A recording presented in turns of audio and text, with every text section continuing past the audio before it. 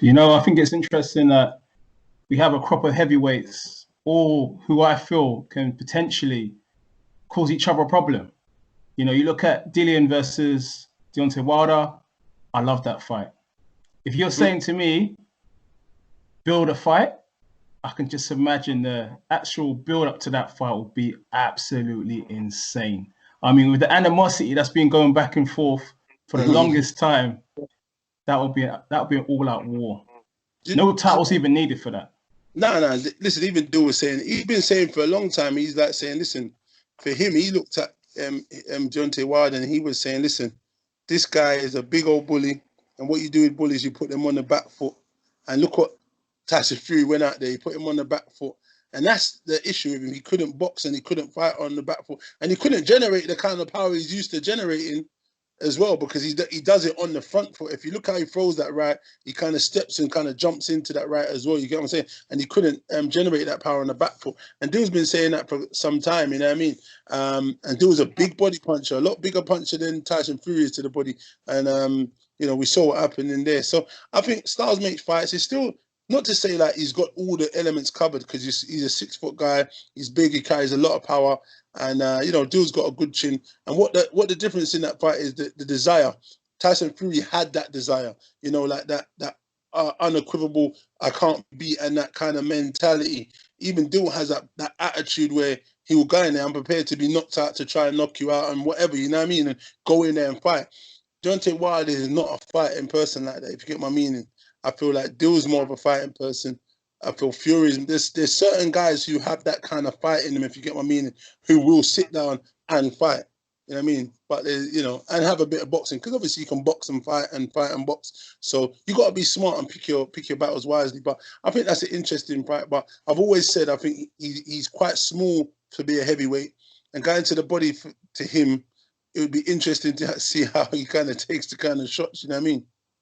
Yeah, hold on. Maybe we might see. I gotta come to the rescue here. All right, I agree with you. All right, Jay Wilder is mentally tough, and he really is, because he's a guy that knows he only has one way to beat you, which is right hand, and he goes in every fight.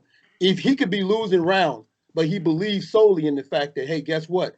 If I connect, I'm a win. In that fight, when he fought Luis Ortiz, he survived that moment, and then he got himself together to come back to do that. So for me, I think that when you say about, you know, putting him on the back foot, and I do agree with that, he can't generate the power, but I think it's a matter of, I don't think Deontay Wilder don't have the mentality of a fight. I think he has it.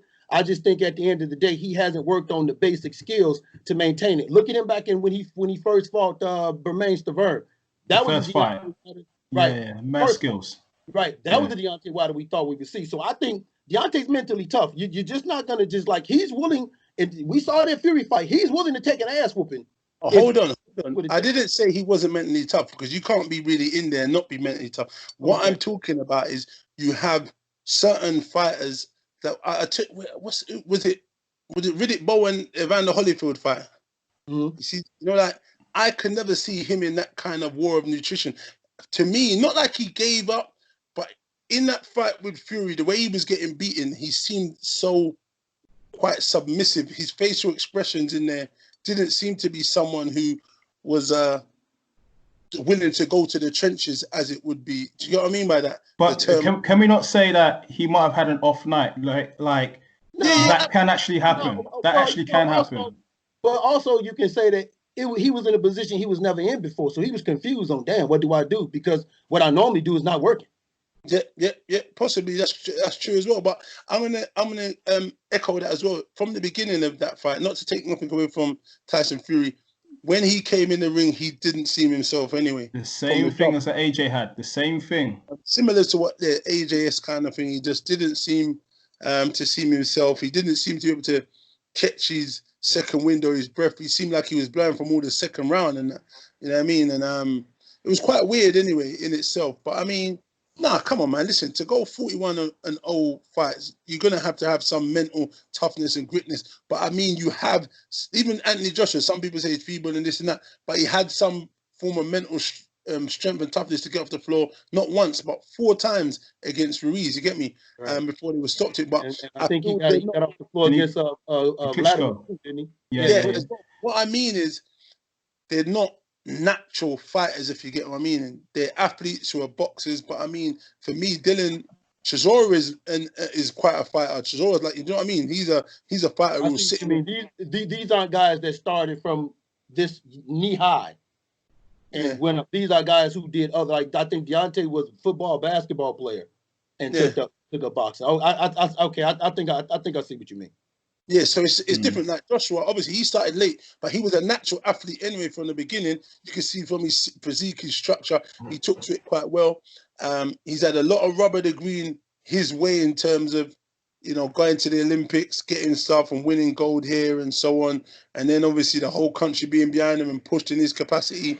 Deontay Wilder's had it somewhat similar, not as much, but somewhat similar. And then you've got the Gypsy King, Irish people, similar to blacks over here, you know, have it hard and had a rough road coming up. But yet again, he was been boxing since he was probably like 3, 4, 5. That's something you cannot, you know, deny in any sport. He's still years ahead of loads of these boys. Mhm. Obviously, Dillian coming from a Muay Thai kickboxing background, did a little bit of MMA, and coming from that, when people say, "Oh, you had a kickboxing background," that don't mean shit. There's many kickboxers that come into boxing and don't do anything, and it's a totally different style. How you sit, your structure. If you're some of them are straight up too much, they're front foot dominant. How they kind of come forward because of the Muay Thai stuff, and you can see that kind of shape. So for him, he's had to learn and relearn the whole thing again afterwards because he's had too much of a rigid style, and now he's trying to balance it out. So it's kind of different for all of the guys. Deontay Wilder, like you say, came from basketball, something, but then yet again, he's a natural athlete. His physique, his structure, and then he's got that freakishly natural power, which is unique again. But I mean, listen, all of these boys have different sides to them and things that have benefited them and maybe not have benefited them in so many different ways. But I mean, Deontay Wilder's had that power, and that was the difference for him why he didn't actually get to learn boxing and the fundamentals properly from the beginning, because most of the people he touched, he didn't even get to work out if there was any skill there because he had that power. All he needed to do was catch them at some stage, and that's it. The boxing, you didn't need to worry about boxing. You know what I mean? No, Right. I agree with you because, like I said, if you watch he shows it to you in spots. Like once he figures it out, just like in the first Fury fight, once he figures it out, he puts it together. But he takes too long putting it together. It's not like right out the gate. In the Stavern fight, he heavily regressed. I was like, if that's the Wilder we saw in that first Stavern fight, this dude can be good. He heavily regressed because, like you said, he started solely counting on that right hand. The biggest mistake I felt they made with Deontay was after beating Stavern, they never put him back in there with a tough enough opponent to keep testing him. I have nothing against Eric Molina. I have nothing against Spilka, but those are dudes he should have been fighting when he was 20 and something. Them ain't guys you fight after winning the title. Yeah, but he, is the guys he was fighting before, they had him fighting some real different guys in there. I don't want to put them down because they're professional athletes. They went in there and they done their thing. So, but the reality is the guys weren't really good enough. He should have been fighting those guys, like you say, prior to being 20 and old. He's, like a lot of these guys are fighting certain guys when they're like, 13, 15, 16, 17, 18. By the time you're 20, in your 20s and something, you're meant to be fighting. He was fighting the likes of Molina when he was 30 or something, when 30, or something like that.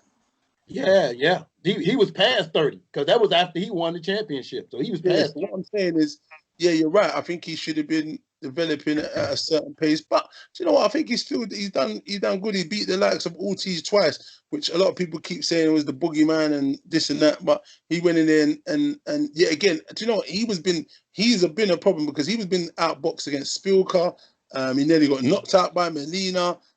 Ortiz. There's so many fights he was losing, boxing, Washington, loads of them. And then got and then slept them motherfuckers. You know what I'm saying?